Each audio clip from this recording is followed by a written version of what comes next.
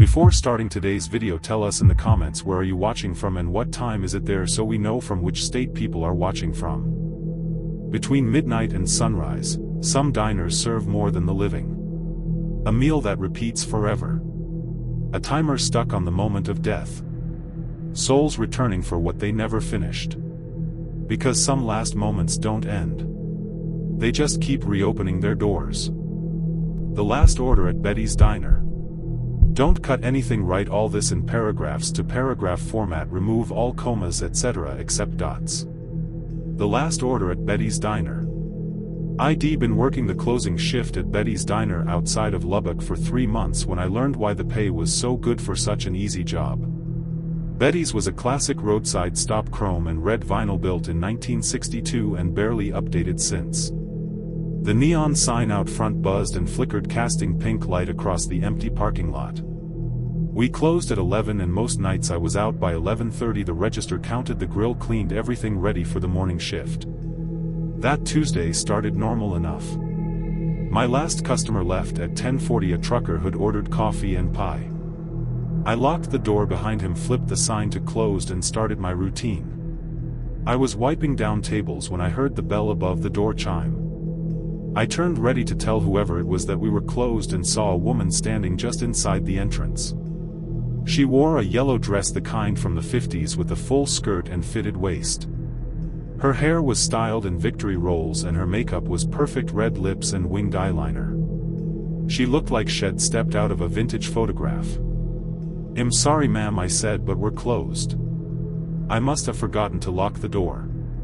She smiled and slid into a booth, the vinyl squeaking under her.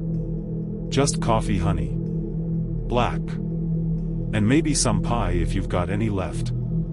Her voice had a strange quality, like it was coming from far away despite her sitting right in front of me. I should have insisted she leave. I should have noticed that I had locked the door, that I'd heard the bolt slide home with my own ears. But something about her made me walk to the counter and pour a cup of coffee. I brought it to her table along with a slice of apple pie. She didn't touch either one. She just sat there looking out the window at the empty highway. "You ever wonder about the people who don't make it home?" she asked. "The ones who leave one place headed for another and just disappear somewhere in between." I told her I hadn't really thought about it. She turned to look at me, and that's when I noticed her eyes. They were empty, not metaphorically but literally hollow, like looking into 2 tunnels that went on forever. "I was on my way to meet my fiancé," she said. August 14, 1963. He was stationed at the Air Force Base. I was driving from Amarillo. I stopped here for coffee. Just a quick stop. I never made it back to my car. My skin went cold. I backed away from the table, but she continued talking as if she hadn't noticed. "He killed me in the parking lot. The cook. He saw me alone and he thought, why not? No one would know. No one would care. He buried me out back under where the dumpster is now. And I've been here ever since, waiting for someone to care enough to look." I ran for the phone to call the police, but when I turned back she was standing right behind me. Up close I could see that her yellow dress was torn and stained with something dark. "They fired him 3 days later," she whispered. "Different reason. Nobody ever knew about me. Nobody ever looked. Will you look?" I don't remember much of what happened next. I know I ended up outside behind the diner with a shovel from the storage shed. I know I started digging near the dumpster, the gravel and dirt flying, my hands blistering. I dug for an hour before my shovel hit something solid. Not concrete. Bone. I uncovered a skull, then ribs, then the remnants of a yellow dress. The police arrived around 3 in the morning. Someone driving by had seen the lights on and called it in, worried about a robbery. I was sitting next to the hole I'd dug, covered in dirt, the bones laid out carefully beside me. I tried to explain, but how do you explain a ghost in a diner? They took me to the hospital for observation, treated me for shock and exhaustion. The bones were identified as belonging to Margaret and Winters, 23, reported missing in August 1963. The case had gone cold decades ago. Her fiancé had died in Vietnam in 1967, never knowing what happened to her. The cook who worked at Betty's in 1963 was long dead too, but his personnel file showed had been fired for violent behavior and later served time for assault in New Mexico. I quit my job at Betty's. The new owner wanted to renovate to update the place, but I heard the construction kept getting delayed. Workers reported feeling watched. Tools disappeared and reappeared in strange places. One contractor swore he saw a woman in a yellow dress standing by the dumpster, but when he approached she vanished. I drive past Betty's sometimes late at night when I can't sleep. The neon sign still flickers. Through the windows I can sometimes see someone sitting in the same booth where Margaret sat that night. Just a shadow really, but I know it's her. She's not asking for help anymore. She's just waiting. Maybe for her fiancé, even though he's long dead. Maybe for someone else who disappeared and never made it home. There are a lot of empty stretches of highway in Texas and a lot of diners just like Betty's, and I wonder how many of them are haunted by people who stopped for coffee and never left. The regular who wasn't there. I started managing the Crossroads Cafe in Abilene when I was 26, fresh out of hospitality school and eager to prove myself. The place had been family-owned for 40 years and the previous manager had retired after decades of service. She left me detailed notes about everything from the ordering schedule to the quirks of the ancient espresso machine. At the bottom of the last page she had written something odd. Do not acknowledge Harold after midnight. Just serve him and move on. I asked the night cook Eddie about it during my first closing shift. He had worked at the Crossroads for 15 years and knew everything about the place. He just shrugged. Harold comes in most nights around 12:30. Orders the same thing every time. Coffee, scrambled eggs, wheat toast. Pays in exact change. Do not talk to him. Do not ask him questions.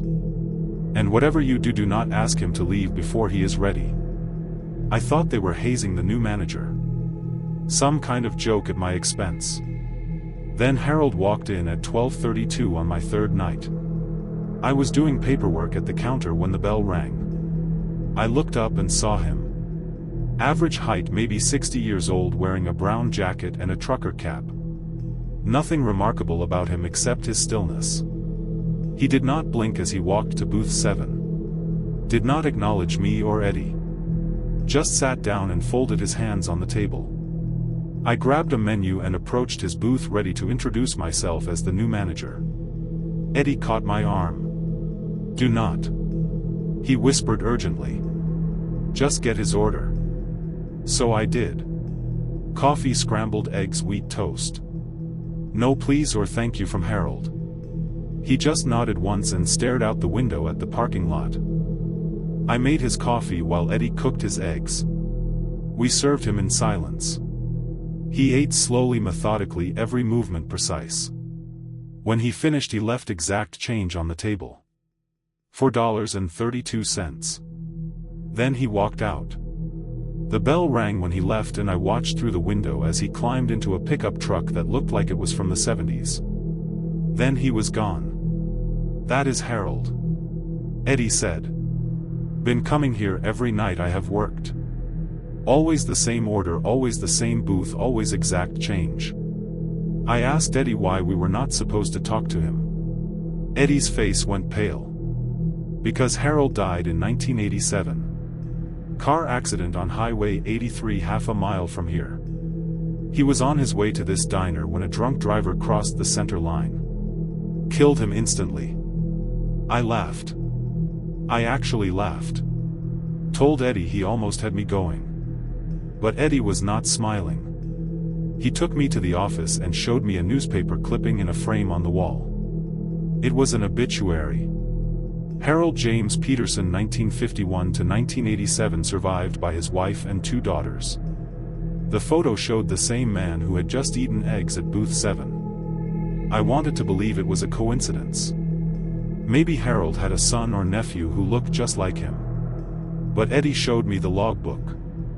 A record every night manager had kept for decades.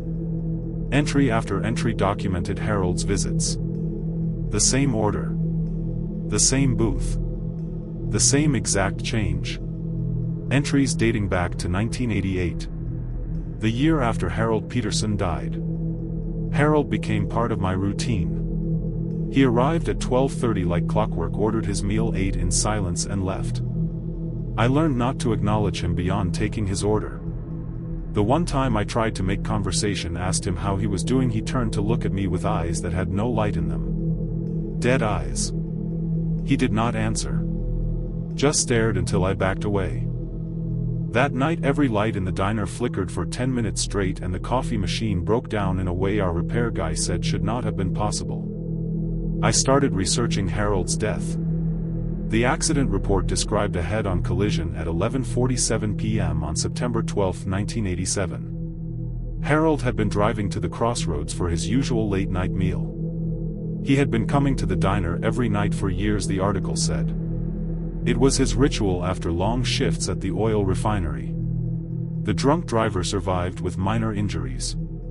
Harold died at the scene. One night about 6 months into my tenure, Harold did not show up. 12:30 came and went. 1 a.m. 2 a.m. No Harold. I felt relieved at first, then increasingly anxious. Eddie was anxious too. Kept glancing at booth 7 like he expected Harold to materialize. At 2:30 the phone rang. It was the hospital. There had been an accident on Highway 83. A drunk driver had crossed the center line and hit another vehicle head-on. One fatality. The victim's truck matched the description of Harold's. But Harold had died in 1987. What I had seen could not have been his truck in an accident in the present day. Unless the accident kept happening. Unless Harold was trapped in a loop, dying over and over again, but somehow making it to the diner in the hours between death and whatever came after. I did not sleep that night. I kept thinking about those dead eyes. About the mechanical way he ate his eggs. About the exact change that never varied. Harold came back the next night. Same time, same order, same booth. I served him with shaking hands. He never acknowledged what had happened. Never showed any sign that he knew he had missed a night. Eddie and I never talked about it. What was there to say? We had both seen the accident report in the morning paper. We both knew the victim's name had not been listed. Just the description of a brown pickup truck from the 70s. I managed the crossroads for 3 years. Harold came every night except for September 12th. On that date, the anniversary of his death, he never appeared. And on September 13th there was always an accident report in the paper. Always the same stretch of Highway 83. Always a victim who died at the scene. I quit eventually. Moved to Austin. Got a job that did not involve closing shifts. But sometimes I wonder if Harold still comes in at 12:30. If he still orders coffee and scrambled eggs and wheat toast. If he still leaves exact change on the table. I wonder if he knows he is dead. If he cares. Or if the ritual is all that is left of who he was. Repeated endlessly in the hours between midnight and dawn. The Graveyard Shift Special. The Moonlight Diner in Marfa advertised its Graveyard Shift Special on a chalkboard outside. Any meal half price between midnight and 3 a.m. I started working there during college, picking up shifts to pay for textbooks and rent. The owner, Mrs. Chen, was particular about the special. The discount applied to any meal on the menu, no restrictions, but it could only be ordered during those specific 3 hours. When I asked why, she gave me a look I could not quite read and said it was just how they had always done it. My first graveyard shift was a Wednesday in October. The diner was empty except for me and Carlos, the night cook. Around 12:15 a man walked in wearing a suit that looked expensive but old-fashioned, like something from a 1940s movie. He sat at the counter and ordered the special. Steak and eggs, hash browns, coffee. Carlos cooked it without comment and I served it with a smile. The man ate quickly, paid with a $50 bill that looked crisp and new, and left a 20 as a tip. I was thrilled until I looked at the money more carefully. The 50 was a silver certificate, not a modern bill. The date on it read 1934. I showed it to Carlos, who barely glanced at it. He told me to put it in the register. Not to spend it, not to take it to a bank, just put it in with the night deposits. Mrs. Chen would handle it in the morning. More customers came during those 3 hours. A woman in a nurse's uniform from the 40s. 2 teenagers in Letterman jackets that had a high school logo I did not recognize. An elderly couple who spoke to each other in German. They all ordered the special. They all paid with old money bills and coins I had only seen in museums. They all left generous tips. And they all had one thing in common. They looked slightly transparent, like I was seeing them through a thin veil. At 3 a.m. exactly, the last customer stood up and walked out. I was alone again with Carlos. I demanded to know what was happening. Carlos wiped down the grill and sighed. He said the graveyard shift special was not a discount. It was a doorway. Between midnight and 3 the diner existed in 2 times at once. The dead could come here. The ones who died on the highway or in the desert. The ones who never made it home. Mrs. Chen's grandfather had started the tradition in 1947. He told me not to ask how or why. Just serve them, take their money, and do not ask questions. I should have quit right then. But the tips were incredible and I was broke, and part of me did not quite believe what I was seeing. Maybe I was tired. Maybe the desert air was getting to me. So I came back for my next shift and the next, and the pattern continued. Every night between midnight and 3 the dead came to eat. I started recognizing some of them. The man in the suit came every few nights. The nurse was a regular. I learned not to stare, not to ask questions, just to serve them like I would any customer. But one night a woman came in who made my blood run cold. She looked familiar and it took me a moment to realize why. She was my grandmother. Or she looked exactly like my grandmother had looked in photos from the 70s. Young and beautiful with long dark hair. She sat at the counter and smiled at me. She said I looked just like my mother. My grandmother had died before I was born, killed in a car accident in 1979. I had never met her, but I had heard stories. I whispered her name. She nodded and said she stopped there sometimes when the door was open. She liked to see what became of the world she had left behind. She liked to see her family even if they could not see her. I started crying. I could not help it. She reached out to touch my hand and her fingers were cold but solid. Real. She told me not to cry. She said she was at peace, but she wanted me to know something. My mother thought the accident had been her fault. That she had distracted her while she was driving. She told me to tell my mother it was not true. She had swerved to avoid a dog in the road. She loved her and had never blamed her for anything. I promised I would tell her. My grandmother ordered the special. Pancakes and bacon orange juice. She ate slowly, savoring each bite. We talked about everything. My classes, my dreams, my mother. For those precious minutes I had something I never thought possible.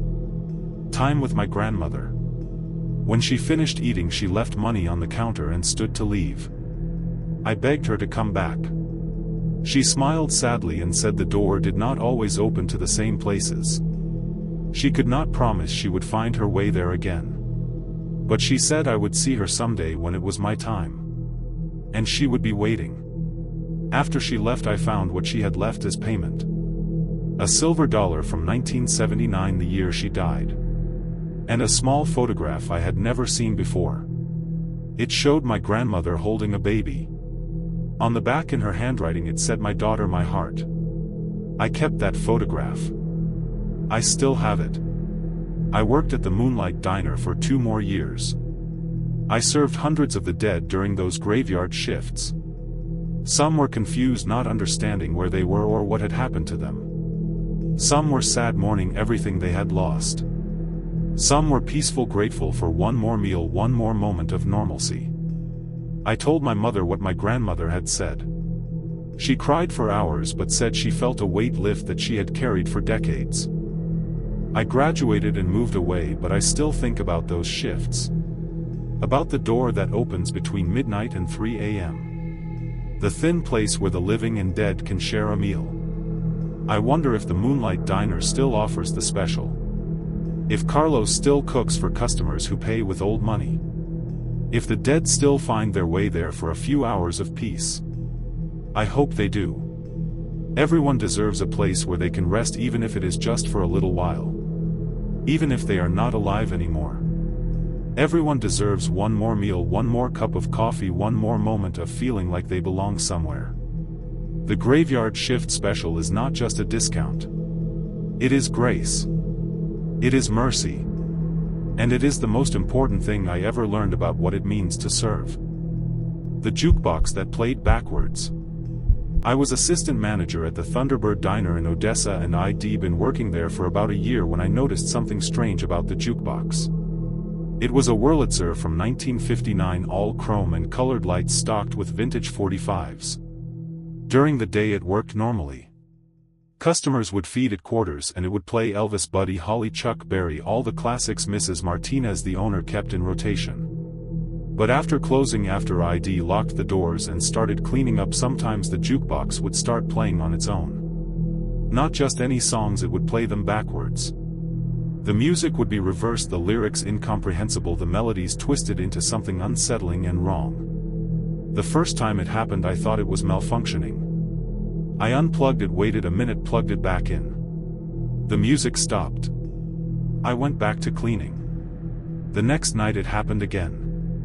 Same thing, backwards music, no one feeding it quarters, the selector arm moving on its own. This time I noticed something else. When I looked at the lights reflecting off the chrome, I could see people in the diner. Customers sitting in the booths, shadows moving behind the counter. But when I turned to look directly, the diner was empty. Only in the reflection of the jukebox could I see them. I started paying attention to what the jukebox played when it acted up. The songs seemed random at first. That'll Be the Day. Great Balls of Fire. Peggy Sue. But playing backwards they sounded like incantations, like the words meant something different when reversed. I recorded one session on my phone and played it for a friend who was into audio engineering. He played the recording backwards, making it forward again, and the song sounded normal. But underneath the music you could hear something else. Voices.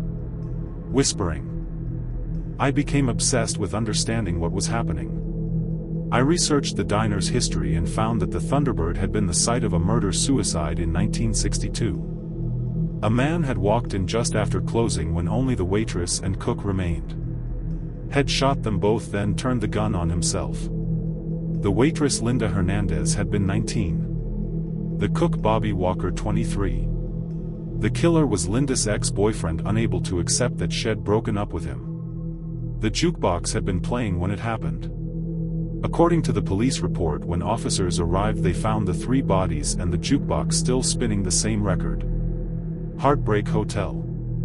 The machine had somehow gotten stuck playing the song over and over until someone finally unplugged it hours later. Armed with this knowledge, I decided to stay late one night specifically to interact with whatever was happening.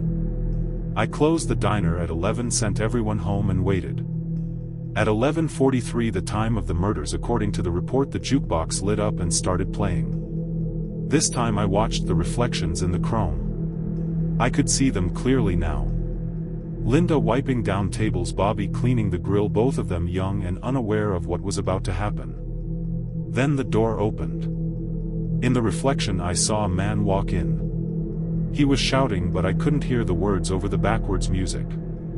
I saw Linda's face change from surprise to fear. I saw Bobby start to move from behind the counter. And then I saw the gun. I couldn't watch. I turned away from the jukebox, and that's when I felt the temperature drop. My breath misted in the air. The backwards music grew louder, more distorted. I smelled gunpowder and something else, something coppery. Blood. The lights flickered. In the flashes of darkness between the flickers I saw them. Not reflections anymore. Real. Linda, Bobby and the killer frozen in the moment of violence, playing out their deaths over and over.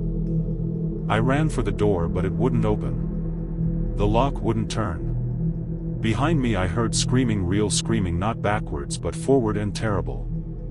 I pounded on the door shouting for help but no one was around to hear.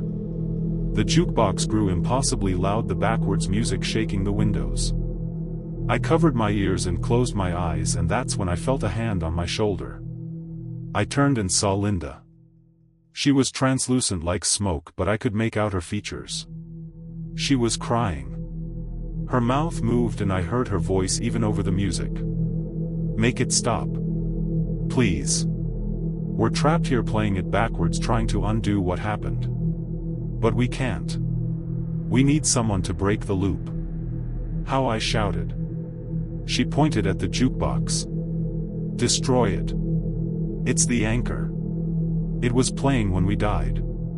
It's what keeps us here. Destroy it and we can move on." I looked at the machine, this beautiful vintage piece worth thousands of dollars. Mrs. Martinez would kill me.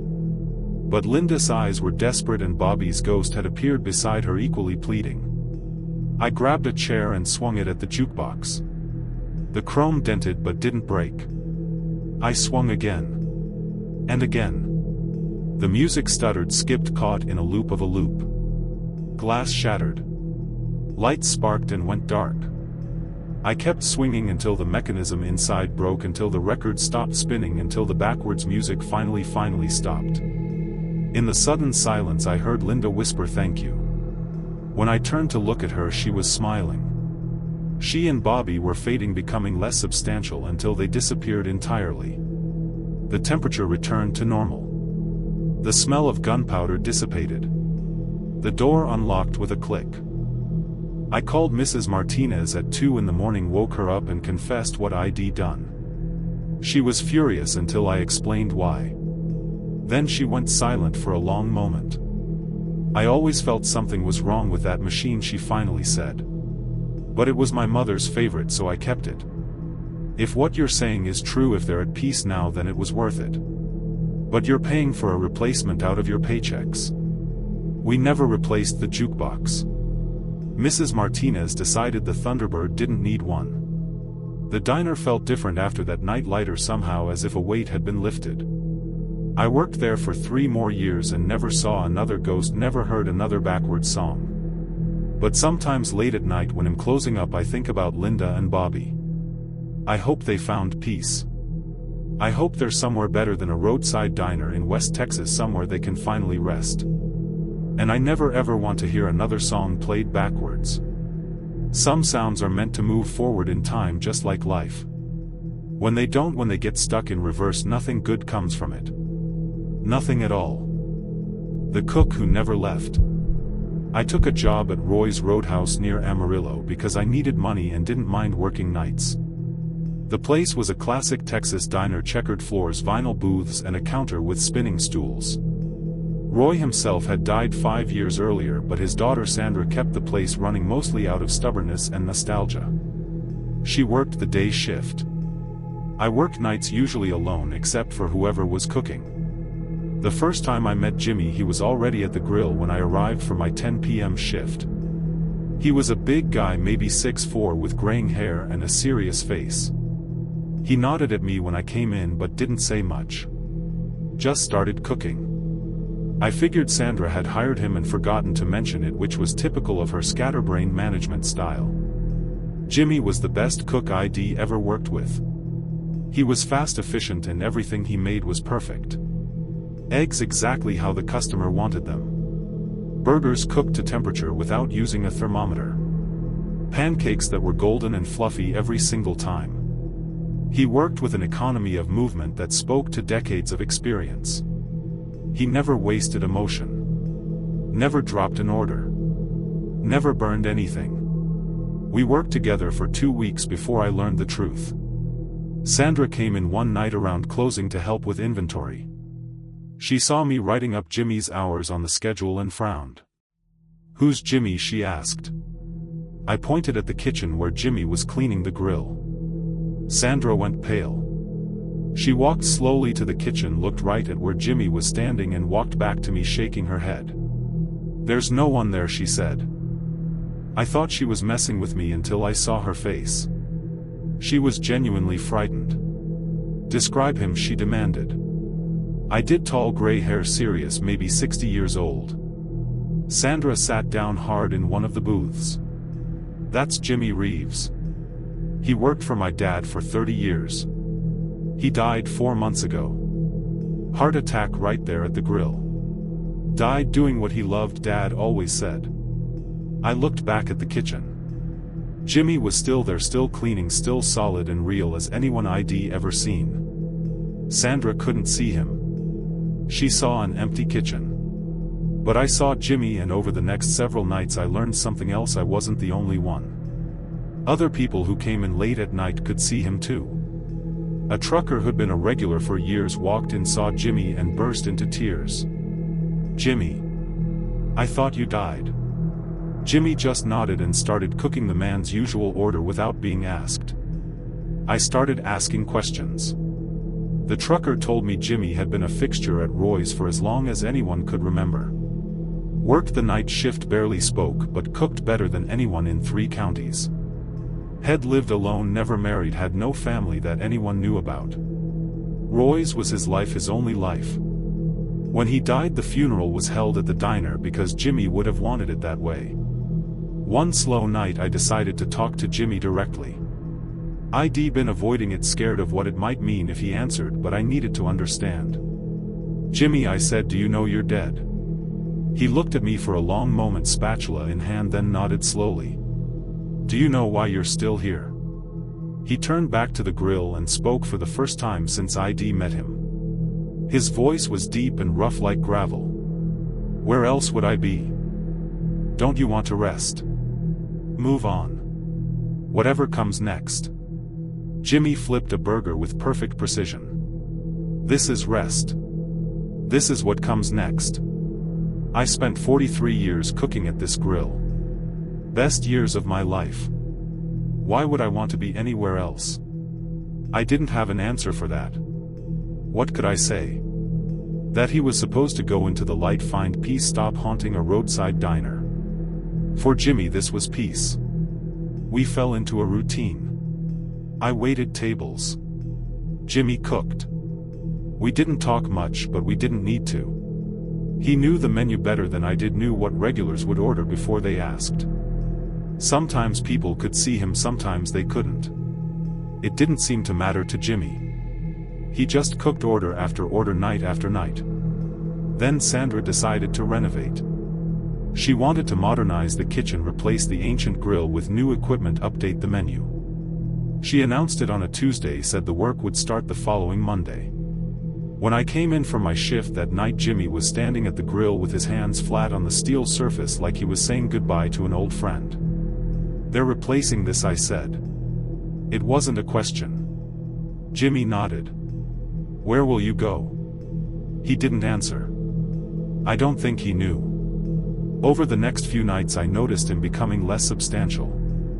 Not dramatically, but gradually. He was fading like a photograph left in the sun.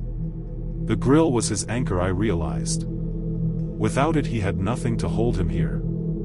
I tried to convince Sandra to keep the old grill, to maybe just clean it up and repair it instead of replacing it. She thought I was being sentimental. It's just a piece of equipment, she said. Besides, I can't see this ghost you keep talking about. If he's real, hell, be fine. But I knew he wouldn't be. I could see him disappearing a little more each night. The night before the renovation I came in to find Jimmy standing in the middle of the kitchen looking lost. The grill was already gone, removed earlier that day. Jimmy was barely visible now, a gray outline flickering like a weak signal. I'm sorry, I said. He looked at me and smiled, the first time I'd seen him smile. Don't be. Had a good run. Better than most people get. 43 years doing what I loved. Not everyone can say that. Where will you go? I asked again. He shrugged, already fading further. Same place everyone goes eventually. Just took me a little longer to get there. Needed to finish my shift first. He laughed at his own joke, a sound like wind through empty rooms. Take care of this place, will you? Roy would have wanted it kept right. And then he was gone. Just gone. The kitchen was empty. The renovation finished on schedule. The new kitchen was state-of-the-art, efficient, modern. But the food was never quite as good. Sandra went through 3 cooks in 6 months, none of them lasting. The late-night regulars stopped coming. They said it didn't feel the same. Something was missing. Sandra eventually sold the place to a chain that turned it into a franchise location. They're still serving food, but it's not Roy's anymore. I drive past sometimes and think about Jimmy. About how he spent his death the same way he'd spent his life doing what he loved. About how that grill was more home to him than any house had ever been. I hope he found peace wherever he went. But part of me envies him. He knew exactly what made him happy, knew exactly where he belonged. Most of us spend our whole lives trying to figure that out. Jimmy had it figured out, and he held on to it as long as he possibly could. Even death couldn't make him leave until he was ready. That's not a haunting. That's dedication. That's love. And that's something I'll never forget, no matter how many years pass or how many miles I drive. Some places are haunted by tragedy. Roy's was haunted by devotion. And for my money, that's the best kind of ghost there is. The window booth. The window booth. The Highway 90 diner outside of Del Rio had 6 booths along the windows, all of them equally popular during the day. But booth 3, the one right in the middle, had a reputation among the staff. We never seated anyone there after 10 p.m. I learned this rule my first night working as a waitress, when I tried to sit a couple in booth 3 at 10:15 and my manager Gloria physically blocked me. Never booth 3 after 10, she said firmly. Someone's already sitting there. I looked. The booth was empty. Gloria saw my confusion and sighed. You'll understand soon enough. Just trust me. Never seat anyone in booth 3 after dark. The couple ended up in booth 4. They didn't complain. Regulars knew the rule apparently. I thought Gloria was superstitious until my first closing shift. It was a Thursday night in November, dead quiet, only 2 customers in the whole place. I was refilling napkin dispensers when I glanced at booth 3 and saw someone sitting there. A man, maybe 40, wearing a denim jacket and a baseball cap. I hadn't seen him come and hadn't heard the door. I grabbed a menu and approached the booth. Can I get you something? I asked. He looked up at me and I saw his face clearly for the first time. He had no eyes. Just smooth skin where his eyes should have been, though somehow I knew he could see me. I dropped the menu. He smiled, and it was the saddest smile I'd ever seen. Coffee, he said. Black. And I want to tell you something. I should have run. Every instinct screamed at me to run. But I was frozen, unable to move, unable to look away from that eyeless face. I managed to nod.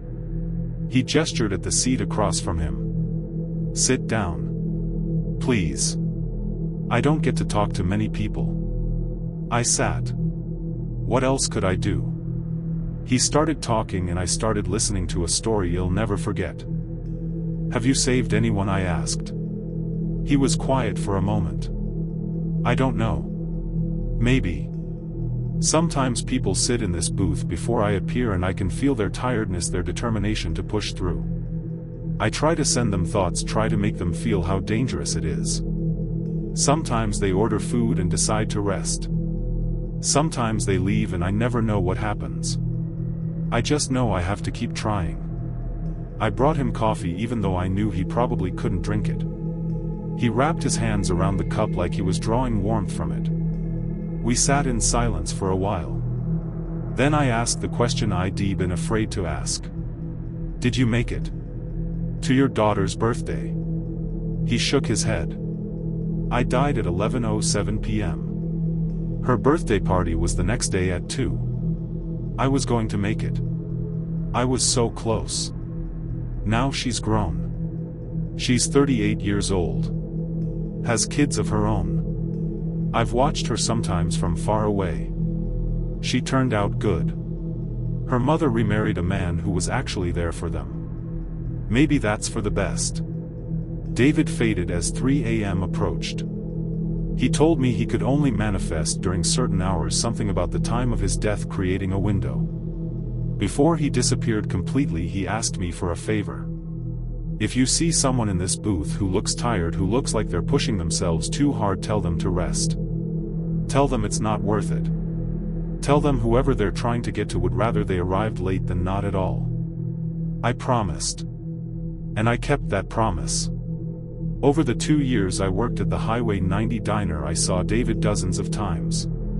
Always in booth 3, always after 10 p.m., always with that eyeless face and sad smile.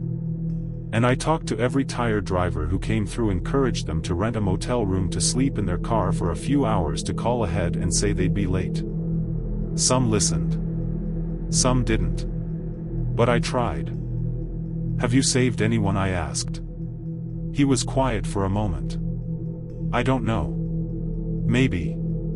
Sometimes people sit in this booth before I appear and I can feel their tiredness, their determination to push through. I try to send them thoughts, try to make them feel how dangerous it is. Sometimes they order food and decide to rest. Sometimes they leave and I never know what happens. I just know I have to keep trying. I brought him coffee even though I knew he probably couldn't drink it. He wrapped his hands around the cup like he was drawing warmth from it. We sat in silence for a while. Then I asked the question I'd been afraid to ask. Did you make it to your daughter's birthday? He shook his head. I died at 11:07 p.m. Her birthday party was the next day at 2. I was going to make it. I was so close. Now she's grown. She's 38 years old. Has kids of her own. I've watched her sometimes from far away. She turned out good. Her mother remarried a man who was actually there for them. Maybe that's for the best. David faded as 3 a.m. approached. He told me he could only manifest during certain hours, something about the time of his death creating a window. Before he disappeared completely, he asked me for a favor. If you see someone in this booth who looks tired, who looks like they're pushing themselves too hard, tell them to rest. Tell them it's not worth it. Tell them whoever they're trying to get to would rather they arrived late than not at all. I promised. And I kept that promise. Over the 2 years I worked at the Highway 90 diner, I saw David dozens of times. Always in booth 3, always after 10 p.m., always with that eyeless face and sad smile. And I talked to every tired driver who came through, encouraged them to rent a motel room to sleep in their car for a few hours, to call ahead and say they'd be late. Some listened. Some didn't. But I tried. One night a trucker came in around midnight, dead on his feet. I sat him in booth 4 and brought him coffee. He told me he was driving to Tucson, that his son was in the hospital, that he had to get there. I could see David in booth 3, could see him leaning forward listening. I told the trucker about David, about the accident, about the choice that had cost 4 lives. The trucker listened, then looked at booth 3. Is he there now? I nodded. The trucker stared at the empty booth for a long moment, then said, "I'll get a room. I'll drive in the morning when I'm rested." When the trucker left, I looked at booth 3 and saw David crying. Tears running down his eyeless face, impossible but real. "Thank you," he whispered. "Thank you." That was the last time I saw him. The booth stayed empty after that, even after 10 p.m. Gloria said she couldn't feel the presence anymore, the weight that had always hung over booth 3. Maybe he moved on, she said. Maybe he finally forgave himself. I like to think he did. I like to think that saving one person, preventing one tragedy, was enough to let him rest. But I still remember his story. I still tell it to people when I can, when it seems appropriate. Because David's message is important. It's not worth it. Whatever you're rushing toward, whoever you're trying to reach, they'd rather you arrive safe and late than not arrive at all. Rest when you need to rest. Sleep when you need to sleep. Don't push yourself beyond your limits. Because the consequences of that choice might be something you spend eternity trying to undo. And some mistakes once made can never be truly fixed. You can only hope that sharing your story will prevent someone else from making the same one. That's David's legacy. That's what he left behind in booth 3. And that's what I carry with me every time I get behind the wheel late at night, tired and tempted to push through. I think of David's eyeless face and his sad smile, and I pull over and rest. Every single time. The unopenable door. The Starlight Diner in Waco had been built in the 50s, and like many buildings from that era, it had accumulated additions and modifications over the decades. There was a door in the back hallway between the restrooms and the storage room that had always been locked. ID worked at the Starlight for 6 months before I even noticed it. The door was painted the same industrial beige as the walls, easy to miss if you weren't looking for it. I asked my boss Mr. Patterson about it one night during closing. He was counting the register while I mopped floors. That door. He didn't even look up. Doesn't go anywhere. Storage closet that got walled off during a renovation in the 80s. The key's been lost for decades. Don't worry about it. But I did worry about it. Because sometimes late at night when the diner was empty, I heard sounds coming from behind that door. At first I thought it was pipes or the building settling. Old buildings make noise. But these sounds were too regular, too rhythmic. Footsteps. Someone pacing back and forth behind that locked door. I put my ear against it one night and heard breathing. Heavy labored breathing, like someone who'd been running or crying for a long time. I tried to open the door. The knob wouldn't turn. I tried to pick the lock with a paperclip, having watched too many YouTube videos. The lock wouldn't budge. I considered calling a locksmith, but how would I explain that to Mr. Patterson? So I did what any curious 23-year-old would do. I researched the diner's history. The Starlight had been the site of a robbery in 1987. 2 men had come in just before closing, guns drawn, and demanded money from the register. The night manager, a woman named Patricia Morrison, had complied. She'd given them everything. But one of the robbers had been high on something, paranoid and twitchy. When Patricia moved too quickly reaching for the register, had panicked and shot her. She'd died at the scene. The robbers were caught 2 days later. One of them is still in prison. The other died in a bar fight in 1994. Patricia had been 29 years old, a single mother of 2 young kids. According to the articles I found, she'd been hiding in the storage area when the robbers entered, had come out when she heard them threatening the cook. She'd tried to de-escalate, tried to give them what they wanted. It hadn't been enough. The storage area where she'd been hiding was in the back hallway. Right where that locked door now stood. I started talking to the door. I felt ridiculous, but what else could I do? Patricia, I'd say during closing shift, standing in the empty hallway. Is that you in there? Are you stuck? The footsteps would stop when I spoke. The breathing would pause. But I never got an answer, never heard a voice. Just silence, then eventually the sounds would resume. One night, about a month into my one-sided conversations with the door, something changed. I was doing my usual closing routine when I heard a crash from the hallway. I ran back and found the door standing open. Not just unlocked, wide open, as if it had been flung open with force. Beyond it was darkness, a black so complete that my flashlight beam seemed to be absorbed rather than reflected. I should have called the police. Should have called Mr. Patterson. Should have done anything except what I actually did, which was step through that doorway into the dark.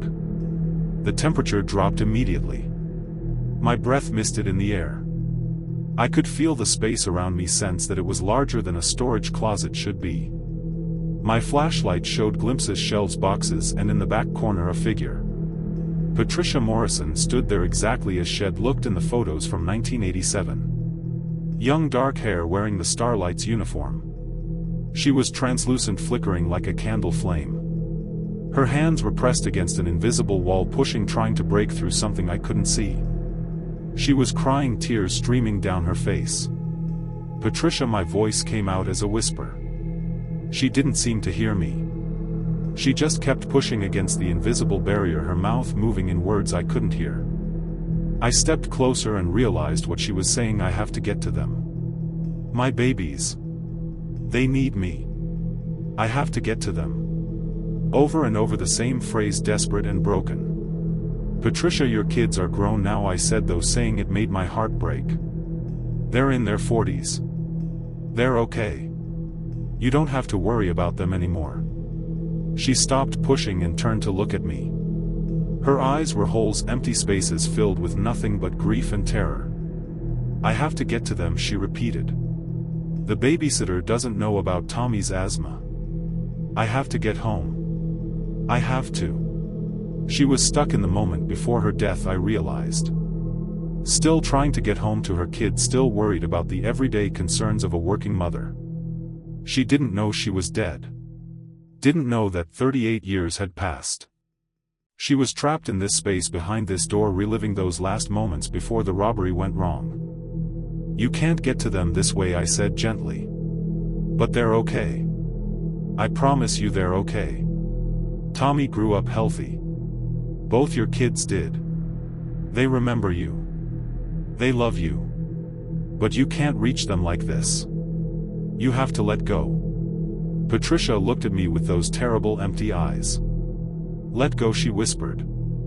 If I let go, I'll never see them again. I didn't know what to say to that. It was probably true. I spent hours in that storage room talking to Patricia. I told her about her kids, about how her son Tommy had become a teacher, how her daughter Maria was a nurse. I showed her photos on my phone, images I'd found through social media searches. They'd both spoken publicly about their mother's death, about how it had shaped their lives. Both were advocates for gun control, both worked to support families affected by violence. Patricia listened, staring at the photos with hungry eyes. They're so grown up, she whispered. They're so beautiful. I missed everything. I missed their whole lives. I nodded, not trusting myself to speak. But they're okay, she asked. They're really okay. I assured her they were. She smiled, then a sad but genuine smile. I was so scared they wouldn't be okay without me. The invisible wall she'd been pushing against seemed to dissolve. Patricia took a step forward toward me, toward the door. I can go now, she said. I can stop trying to get home. They don't need me anymore. They made it without me. I wanted to tell her that wasn't quite true, that kids always need their mothers, but I understood what she meant. They'd survived. They'd thrived. She could rest. Patricia walked past me through the doorway into the hallway. I followed her out of the storage room. She turned to look at me one last time. Thank you, she said. For showing me. For letting me know they were okay. That's all I needed. All I ever needed. Then she faded, dissolving into light that drifted up and disappeared. The door to the storage room stood open behind me. I looked inside. It was just a closet, maybe 6 by 8 feet, filled with old supplies and cleaning equipment. No mysterious darkness, no impossible space. Just a normal closet. The door had never been walled off. It had just been locked, the key lost, like Mr. Patterson said. Or maybe it had been something more. Maybe it had been a prison, a place where Patricia was trapped by her own desperation to reach her children. I closed the door and went back to finishing my closing duties. The next morning Mr. Patterson found the door unlocked and was confused. I thought this had been locked for years, he said. I just shrugged. The door stayed unlocked after that. We started using the closet for storage again. I worked at the Starlight for another year and I never heard footsteps or breathing from behind that door again. Patricia had moved on. I hope she found whatever comes next. I hope she got to see her kids again somehow. But mostly I hope she finally found peace. Because haunting a diner for nearly 40 years, trapped behind a door, desperately trying to get home to children who no longer needed you, that's not something anyone should have to endure. Not even in death. Especially not in death. Death should be rest. It should be peace. And finally, for Patricia Morrison, I think it was. The endless cup of coffee. I started working at the Route 66 diner in Amarillo as a stopgap, something to pay bills while I figured out my life. I was 25, aimless, and the overnight shift suited me. Fewer customers meant more time to think, to read, to avoid making decisions about my future. The diner had a policy: free refills on coffee. As many as you wanted. Most people had 2, maybe 3 cups. But there was one customer who had more. Many more. He came in every night at 1:13 a.m. exactly. I started timing it after the first week. You could set your watch by his arrival. He was middle-aged, maybe 50, with thinning hair and glasses. He always wore the same brown cardigan and sat at the counter. He'd order coffee, nothing else, and I'd pour him a cup. Then he'd ask for a refill. Then another. Then another. I didn't think much of it at first. Some people really like coffee. But after his 8th refill one night, I started paying attention. He never drank the coffee. He'd wrap his hands around the cup, stare into it for a few minutes, then push it toward me for a refill. I'd pour fresh coffee, he'd stare at it, push it back. We repeated this cycle for hours. He never drank a single sip. "Why do you keep ordering coffee if you're not going to drink it?" I finally asked. He looked at me with eyes that were sad and ancient. "I'm waiting for it to be the right temperature," he said. "It has to be exactly right. Not too hot. Not too cold. When it's perfect, I'll drink it. And then I can go home." I poured him another refill and didn't ask any more questions. People are weird. That's what I told myself. But I started watching him more carefully. The way he'd hold the cup, the intense concentration on his face as he waited for the coffee to cool. The way he'd check it periodically, dipping his pinky finger in to test the temperature, then shaking his head and waiting longer. Sometimes he'd seem ready to drink, would lift the cup to his lips, but then he'd set it down again. "Not yet," he'd mutter. "Not quite right." This went on every night for 3 months. Same time, same routine, same result. He'd leave around 5 a.m. just before my shift ended without ever having drunk the coffee. He always left exact change for 1 cup plus a $3 tip. I never learned his name. He never volunteered it, and I never felt right asking. Then one night another customer came in while the coffee man was at the counter. An elderly woman, probably in her 70s. She sat down 2 stools away from him and ordered tea. As I was preparing it, she looked at the coffee man and gasped. "Robert," she said. "Robert Chen, is that you?" The coffee man didn't respond. Didn't even glance at her. Just kept staring at his cup. "I'm sorry," I said to the woman. "I don't think he heard you." But she was staring at him with a mixture of shock and recognition. "That's Robert Chen," she insisted. "He worked at the hospital with me. He's been dead for 3 years. Had a heart attack in the cafeteria. He was drinking coffee when it happened. Just sat down with a fresh cup and died before he could take a sip." I looked at the coffee man with new eyes. Was he dead? He seemed solid enough. He left money. He had weight, I could see the stool compress under him. But the woman was adamant. "That's Robert. I went to his funeral. His wife was devastated. They'd been married 35 years. The coffee man continued to ignore us both, lost in his vigil over the cooling cup. After the woman left, I decided to test something. I poured the coffee man's next refill and watched carefully. The coffee steamed. It was fresh, hot, probably around 180 degrees. I watched him wait for it to cool, watched the steam diminish. When he tested it, I checked the clock. 15 minutes had passed. The coffee should have been lukewarm by now, maybe 110 degrees. But when I touched the cup after he pushed it back for another refill, it was still hot. Burning hot. As if it hadn't cooled at all. I started researching Robert Chen. Found his obituary online. The woman had been right. Robert Chen, age 52, had died of a sudden heart attack in November 2019. Survived by his wife Linda and 2 adult sons. The obituary mentioned he was a radiology technician at the hospital, loved crossword puzzles, and never missed his morning coffee. Never missed his morning coffee. The next night when Robert came in, I tried to talk to him about it. Robert the First said, using his name for the first time. He looked up startled. "How did you know my name?" I told him about the woman, about what Shed said. Robert's face crumbled. 3 years, he whispered. "I've been here for 3 years."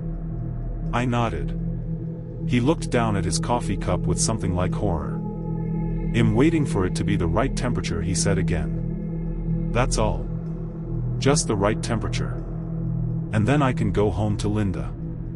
Robert the First said gently. "Linda's not at home. You died. The coffee is never going to be the right temperature because you died before you could drink it. You're stuck in that moment waiting for something that's never going to happen." He shook his head violently. "No. No. It just has to be right. Exactly right. Then I can finish my break and go back to work. Linda's making pot roast tonight. I can't miss dinner." I didn't know how to help him. How do you convince a ghost that they're dead, that they're trapped in a loop, that the thing they're waiting for is impossible? I poured him refills night after night, watching him test the temperature and find it lacking. I tried different approaches. I tried telling him the coffee was perfect. He'd test it and shake his head. I tried letting it sit until it was cold. He'd complain it was too cold and ask for a fresh cup. Then I had an idea. Maybe the temperature wasn't the point. Maybe the coffee was just an excuse, a way for Robert to avoid confronting what had happened to him.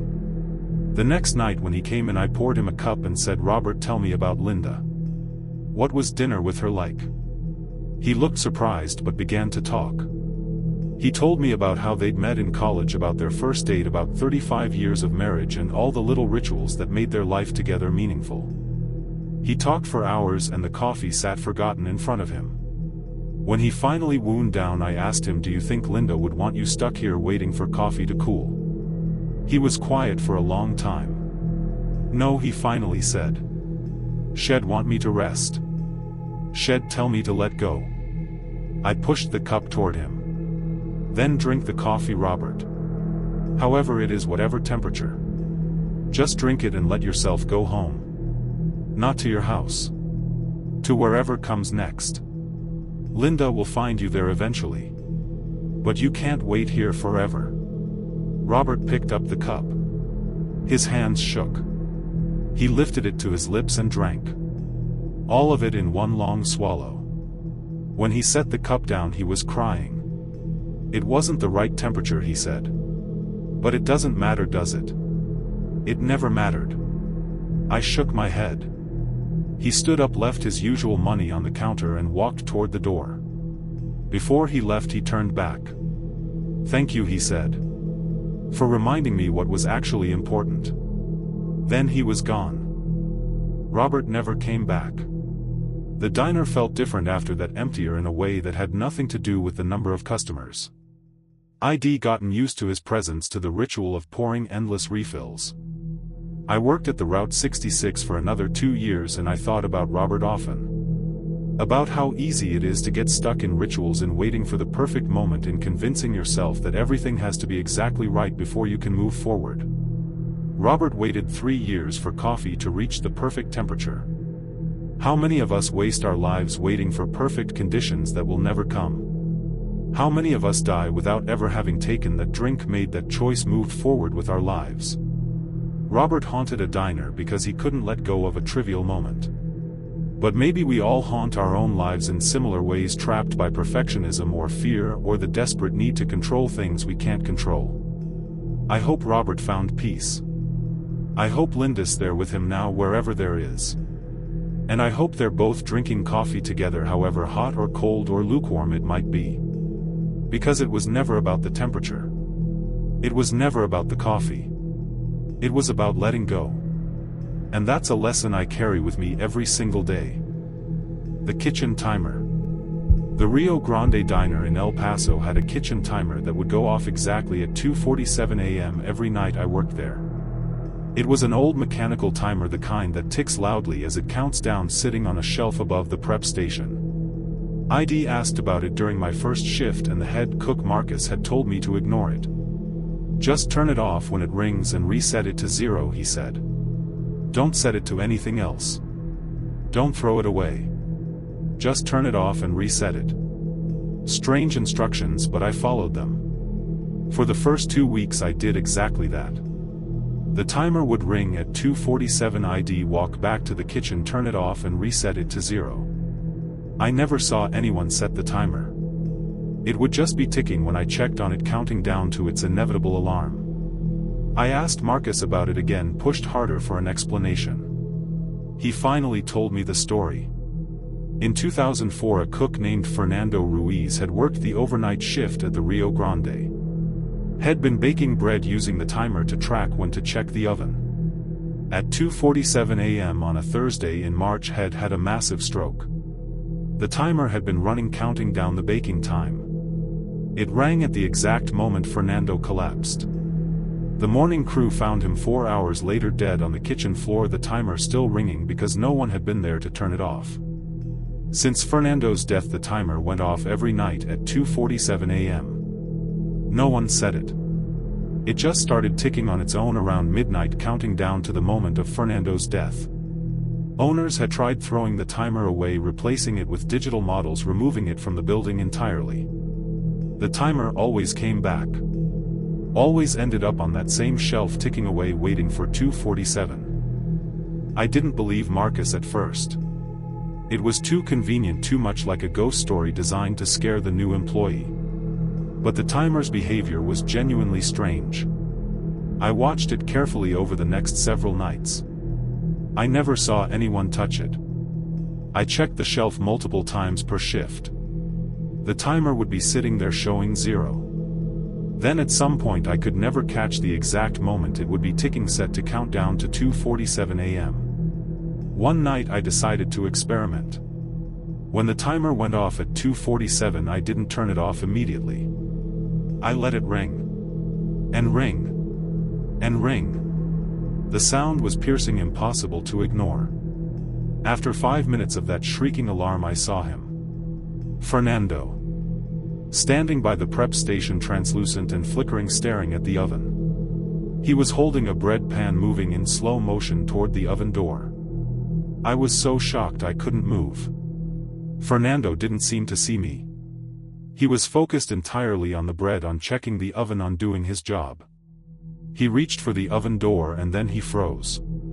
His face contorted in pain.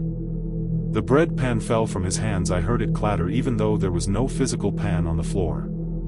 Fernando clutched his head, stumbled and fell. He hit the ground hard, his body seizing. And then he was gone. Just gone. The timer continued to ring. I turned off the timer with shaking hands and reset it to 0. My heart was pounding. I'd just watched a man die, a death that had happened 20 years ago, replayed because I'd let the timer ring. I didn't tell Marcus what I'd seen. I didn't tell anyone. But I never let the timer ring for more than a few seconds after that night. About a month later, we had a new hire, a kid named Jesse who was maybe 19. It was his first real job and he was eager to prove himself. I was training him on closing procedures when the timer went off. I started toward the kitchen, but Jesse said I got it and jogged back before I could stop him. I followed him, ready to intervene, but I was too late. Jesse had done what any reasonable person would do with an alarm. He tried to figure out what it was timing. He opened the oven. Inside was bread. Fresh bread, golden brown and steaming, though no one had been baking. Jesse reached in to pull it out, and that's when Fernando appeared. He materialized right next to Jesse, solid and real, and for the first time he seemed aware of his surroundings. He looked at Jesse, then at the bread, then back at Jesse. "Don't touch it," Fernando said, his voice urgent. "It's not ready. 3 more minutes. Always 3 more minutes." Jesse screamed and stumbled backward. Fernando watched him with sad eyes. "I always took it out too early," he said, though I wasn't sure if he was talking to us or to himself. The timer said it was done, but it needed 3 more minutes. Every loaf. 3 more minutes. He looked at the timer on the shelf, still ringing. I never learned. Right up until the end, I never learned to wait those extra 3 minutes. I understood then. Fernando had died checking bread that wasn't quite ready, following the timer instead of his instincts. And now he was trapped in that moment, forever checking the oven at 2:47 a.m., forever finding bread that needed just a little more time. What do you need? I asked. How can we help you? Fernando looked at me with surprise, as if he hadn't expected anyone to ask. Let it finish, he said. Just once. Let it bake the full time. Let me see it done right. The next night I came in early and started baking bread at midnight. I used Fernando's old recipe, which I found in a binder in the back office. I set the timer for the recommended time, and when it went off at 2:47 I didn't stop the baking. I let the bread stay in the oven for 3 more minutes until 2:50 a.m. Then I pulled it out. Perfect. Golden brown, crusty, the internal temperature exactly right. Fernando appeared as I set the bread on the cooling rack. He was more solid than I'd ever seen him, almost alive. He looked at the bread with an expression of wonder and relief. It's perfect, he whispered. After all this time. It's finally perfect. He reached out to touch the loaf and his fingers passed through it, but he smiled anyway. Thank you, he said. Thank you for letting me see it done right. I can rest now. Fernando faded away, and this time I knew he wouldn't be back. The timer sat silent on its shelf. I waited, watched the clock pass 2:47 a.m. the next night and the night after that. The timer never rang again. It never started ticking on its own. It just sat there, an ordinary kitchen timer, nothing special about it at all. I kept the bread I'd baked that night. It went stale eventually, but I couldn't bring myself to throw it away. It was the last thing Fernando had seen in this world, his unfinished business finally completed. I left the Rio Grande diner a few months later, moving on to other jobs, other cities. But I think about Fernando sometimes. About how he'd spent 20 years trapped in a moment of imperfection, desperate to see something done right just once. There's a lesson in that, I think. About perfectionism, about knowing when something is good enough, about not dying with regrets over minor mistakes. Fernando's bread was probably fine at 2:47. Maybe it was a little pale, a little underdone, but it was probably still good bread. But he'd died thinking it was wrong, thinking he'd failed. And that thought had trapped him for 2 decades. I'm more patient now. When I'm cooking or working or creating anything, I remember Fernando and I give things the time they need. 3 more minutes might not seem like much, but sometimes it's everything. Sometimes it's the difference between rest and haunting. Between peace and spending eternity replaying your mistakes, waiting for someone to come along and fix what you couldn't fix yourself. I hope Fernando found peace. I hope wherever he is now the bread is always perfect. Because after 20 years of waiting he earned it. He earned his rest. And all it took was someone willing to wait 3 more minutes. The last meal. I'd been working at the Lonesome Highway Diner outside of Lubbock for 5 years when I served my last meal there. The diner sat at a crossroads, literally where 2 farm roads intersected in the middle of flat cotton fields. We got truckers, farmers, and the occasional lost tourist. The overnight shift was usually quiet, sometimes going hours without a single customer. That's why I noticed when the same person started appearing every night. She was young, maybe early 20s, with long blonde hair and tired eyes. She always came in around 3 a.m. and sat at the same booth. She'd order the same thing: chicken, fried steak, mashed potatoes, green beans, and a slice of cherry pie. She'd eat slowly, savoring every bite, and leave a $10 tip on a $20 meal. She never said much beyond placing her order, but there was something about her that made me sad. She had the look of someone carrying a burden too heavy for her shoulders. This went on for 2 weeks. Same time, same booth, same meal. On the 15th night I decided to try to talk to her. Business was slow and she seemed lonely despite her silence. I refilled her coffee and asked if everything was all right. She looked up at me with those tired eyes and said, "This is my last meal. I'm making it count." I laughed, thinking she meant she was starting a diet or something. That good, huh? She didn't laugh. "No. I mean, it's my last meal. The last thing you'll ever eat. I want it to be perfect." Something in her tone made me sit down across from her. "What do you mean your last meal?" She set down her fork and looked me straight in the eye. "I died 2 weeks ago. Car accident half a mile from here. I was on my way home from a double shift at the hospital. Fell asleep at the wheel. Hit a telephone pole. Died instantly." I stared at her, trying to process what she was saying. She looked solid. Real. She was eating food. Dead people don't eat. "I don't understand," I said. She smiled sadly. "Neither do I. But every night since the accident I wake up, or whatever the dead version of waking up is, and I'm hungry. Starving. Like I haven't eaten in days. So I come here to the last place I drove past before I died, and I order my favorite meal. I eat it. It tastes real. It feels real. And for those 30 minutes while I'm eating, I can pretend I'm still alive. I should have been scared. Should have run or called someone or done anything except what I did, which was ask what happens after you eat." She pushed her empty plate away. I finished the meal. I leave a tip. I walk out to the parking lot. And then am back in my car on that same stretch of road, driving toward the pole. I try to stay awake. I try to swerve. But it always ends the same way. Impact. Pain. Darkness. Then I wake up hungry and the cycle starts again. "How do I know you're telling the truth?" I asked.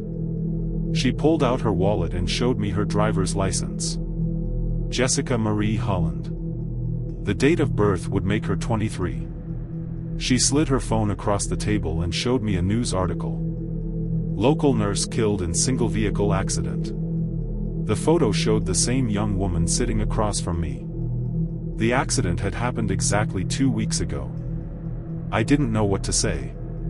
What do you say to a ghost who's trapped in a loop, dying over and over? Jessica seemed to sense my distress.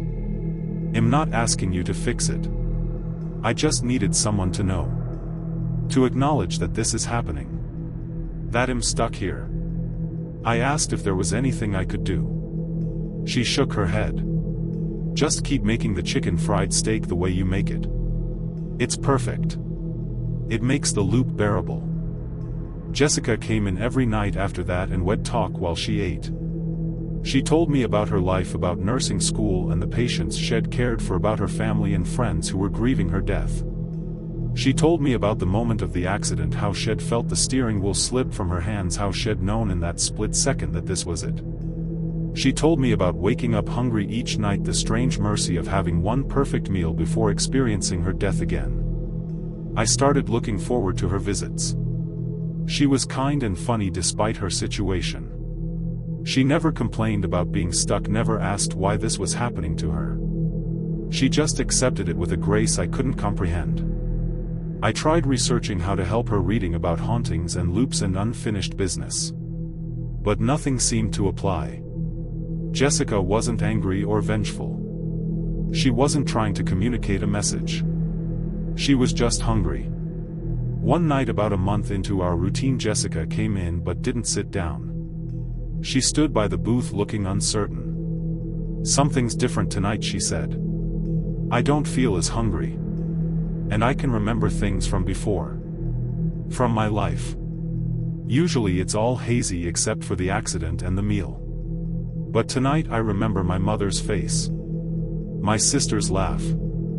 The dog I had as a kid." She sat down slowly. "What does it mean?" I made her usual meal, but when I brought it to the table she just looked at it. "I don't want it," she said, sounding surprised. "I'm not hungry.